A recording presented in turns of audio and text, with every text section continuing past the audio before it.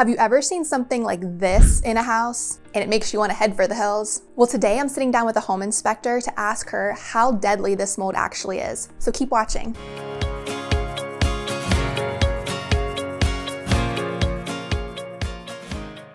I thought it'd be helpful to make a series of videos with a home inspector asking her about some of the common issues that tend to arise during a home inspection.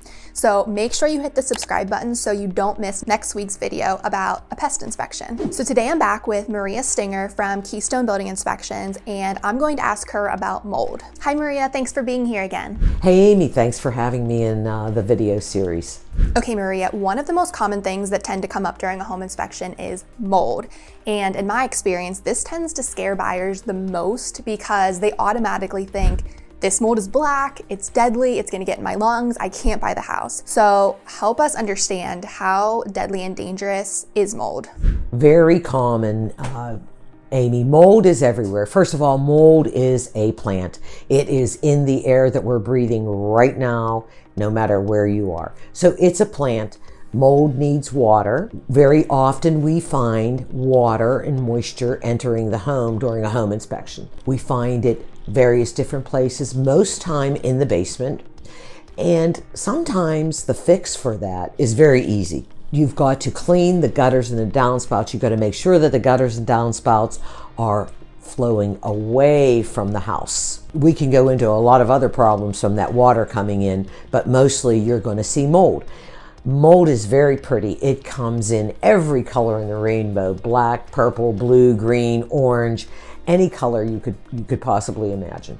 The best way to find out what kind of mold it is, and the black mold that everybody's afraid of, the Stradibacus, you test for it. So you get a test, you send it off to a lab, and you find out what kind of mold it is. Very common mold is Aspergillus. It's found everywhere. Mold is very easy to get rid of. The EPA, if you go to epa.gov, has a very sensible guide for how to get rid of mold. I will caution you that if you have water in this area, be it coming in from the gutters and the downspouts into your basement or in your attic because you have a bathroom venting into the attic, you've got to get rid of the water. Mold's a plant, it needs the water.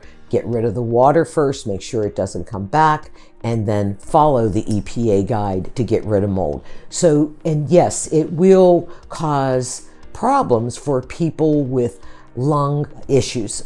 So asthma, those with asthma and other issues that affect the lungs, sure, are going to be affected by mold. But there are ways to mitigate it, and there are ways to keep it down too in your house once you do move into the house. So don't be afraid of it. It's everywhere. It's in the air we breathe. It's not going to go away, but we can help you to mitigate it. Okay, so overall, what I hear you saying is that water causes mold, so if you get rid of the water and the food source, then the mold just dies. It no longer can grow. Yeah, water is the main food, but it will grow on cement, it'll grow on wallpaper.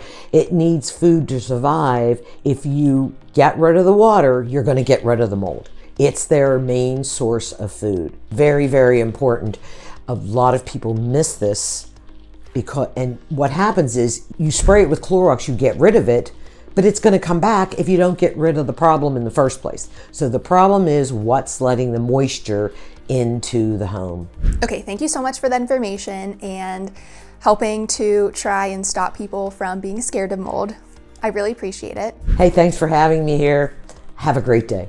Okay, thank you so much for that information and for trying to help dispel the myths and the fears that are common with mold. If you missed last week's video about radon, I'm gonna put a link to it here, so make sure you go back and watch that. And I'll see you next week where we talk about a pest inspection.